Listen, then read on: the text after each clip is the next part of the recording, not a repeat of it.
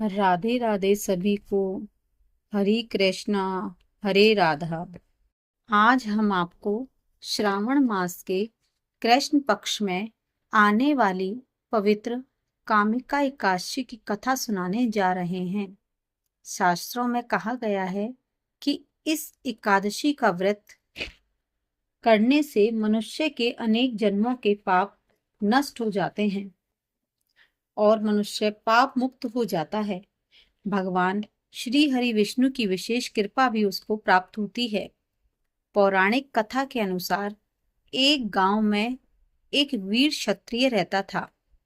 एक दिन किसी बात को लेकर उसका एक ब्राह्मण से विवाद हो गया। क्रोध में आकर उस क्षत्रिय से अनजाने में ब्राह्मण की हत्या हो गई।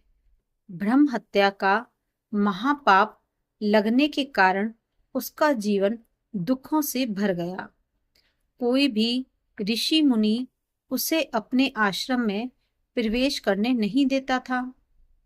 भटकते भटकते वह एक महान ऋषि के आश्रम में पहुंचा और हाथ जोड़कर विनती करने लगा, हे गुरुदेव, मुझसे बहुत बड़ा अपराध हो गया है।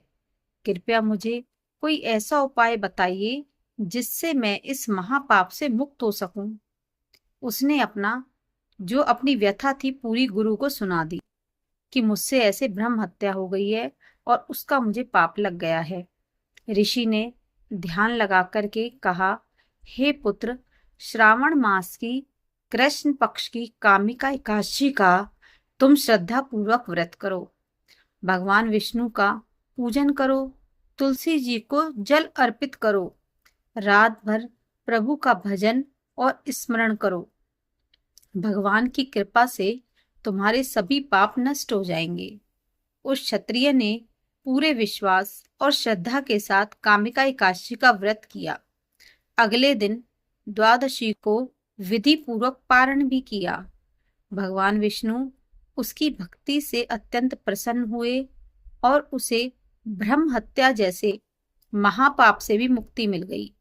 अंत समय में उसे भगवान विष्णु के दिव्य धाम की भी प्राप्ति हुई। इस कथा से हमें यही शिक्षा मिलती है कि यदि मनुष्य सच्चे मन से अपने अपराधों का पश्चाताप करे और भगवान श्री हरि की शरण में जाकर कामिका एकादशी का व्रत पूजा करे तो उसके जीवन के बड़े से बड़े पाप भी नष्ट हो सकते हैं। साथ ही घर में सुख, शांति, समृद्धि और भगवान विष्णु की कृपा सदैव बनी रहती है। यदि आप भी कामिका एकादशी का व्रत रखते हैं तो पूरी श्रद्धा, भक्ति और नियम के साथ भगवान विष्णु का पूजन करें तथा तुलसी माता की भी सेवा अवश्य करें। जय श्री विष्णु।